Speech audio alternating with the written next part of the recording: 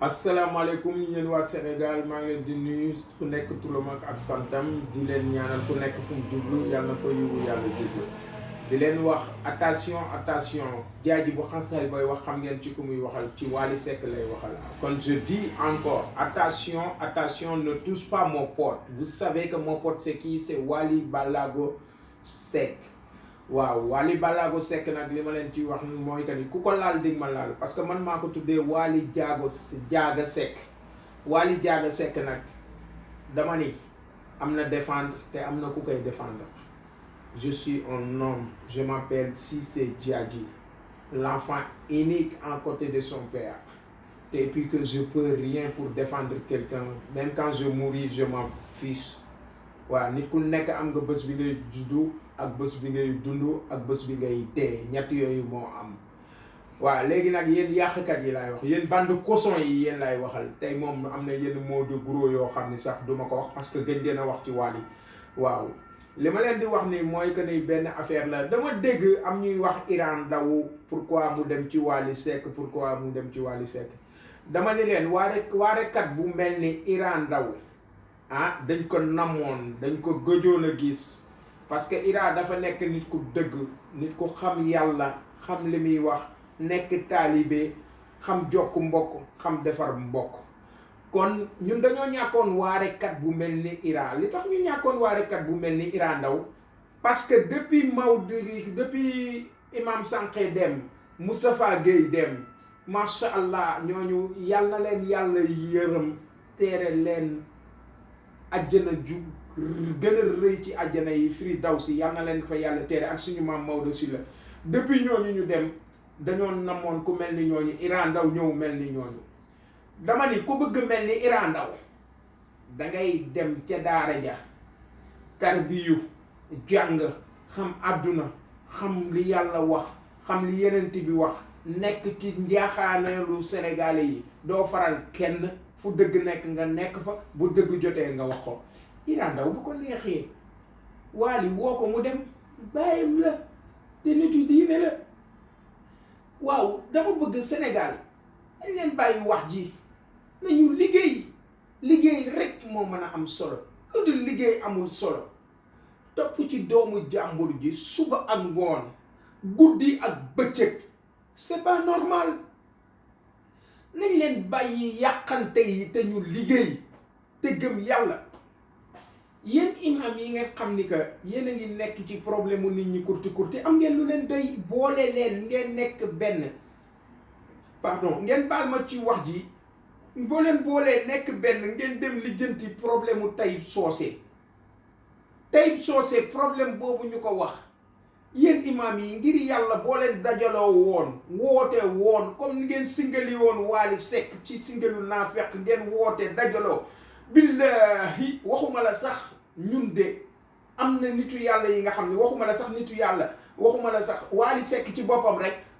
yëpp problème boobu rek mën na ko fayal parce que borom xol la te nit ku baax la lijjanti leen seeni problème te bàyyi problème mu nit ñi maandu dafa baax te ñun sénégalais yi nañu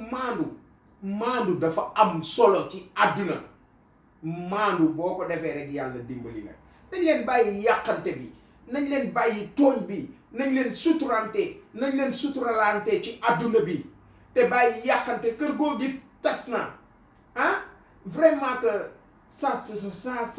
vraiment que je ne sais pas comment que je dis parce que quand je parle j'énerve trop désormais jàppale leen te ngeen bàyyi xale buy dem nekk ci yoonam Wally dafa nekk xale boo xam ni day dem nekk ci yoonam wallahi l'azim gis nga l'enfant de Dieu qui veut le créer problème c'est lui-même qui va avoir des problèmes. Wally c'est l'enfant de Dieu maa ngi dégg nag ñuy wax Wally du Baay Faal Wally yaay Faal la Wally nangam yéen ñiy wax Wally du Baay Faal ak yaay Faal la nangam dem leen ba Touba nga xool li nga fa def yow ak Wally li nga fa def bu fekkee ni li Wally def Touba yow def nga lu ko ëpp nga xam ni Wally yaay Faal la Baay Faal bu dey dëggu am yërmande ci doomu aadama yi di dimbalante yaa ngi dégg di jokkante lu mu am lu baax bu ko keneen ñëwee gën ko bëgg mu jox ko maam Cheikh Ibrahima Fall noonu la daan doxee te Wally mu ngi ci yoon boobu. fii nag Sénégal gis nañ fi woon ci Ndiouga Kébé ñun yeewu nañ bu baax ci Sénégal parce que bu njëkk dañ daan wax ni Ndiouga Kébé lañ ko fi njëkk gisee bi ñu nekk xale mu am alalam di dimbali nit ñi ñu ne day dagg bopp day ne naa ki ñaan gisati nañ ko fi ci Youssou Ndour bi mu fi commencé way concours bi di dem moom ak xaw ma nan kii alaaji xaw ma nan se ñuy wax ni waa nana kii way buubu ngaari Youssou Ndour way tabaski ñuy wax waaw Youssou Ndour góor jigéen la góor jigéen la tey jii ana mu ngi devant Wally Seck nag bul mer bul def dara am nga ñu la tontu wallahi alazim ku fi wax Wally Seck lu bon dinaa la wax lu bon ku fi wax Famille Thione Seck lu bon dinaa la wax lu bon man nekkuma kuy tiit ba foo ma woo justice fu nekk foo ma woo ñu dem waaw ni ngeen di défendre président bi noonu la ñuy défendre suñu chanteur ak suñu jarbaata les choses ça va être clair je suis plus pire que Bijou Ngoné bravo merci tey jii boo doon góor imam ngay doon tu as bien dit ma ne nañ leen bàyyi problème jàmbur yi te lijjanti ci kër ga moo gën a am solo lijjanti leen problème mu jàmbur yi seen problème te bàyyi problème mu jàmbur yi Sénégal vraiment que moi je ne comprends pas rien nag tem ngeen ne lii may naan bière la du bière de lii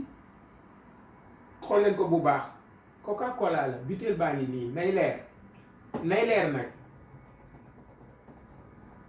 li ma leen di wax nañ leen dimbalante te jàppalante te xam ni Sénégal benn bopp la kenn mënu ko xar ñaar loolu moo gën bàyyi leen waxi nit ñi te góorgóorlu ngeen liggéey asalaamaaleykum wa rahmatullah yéen nag bande cochon yi képp ku ci waxati Wally dinañ tàllal sa unnu nara ba mu saf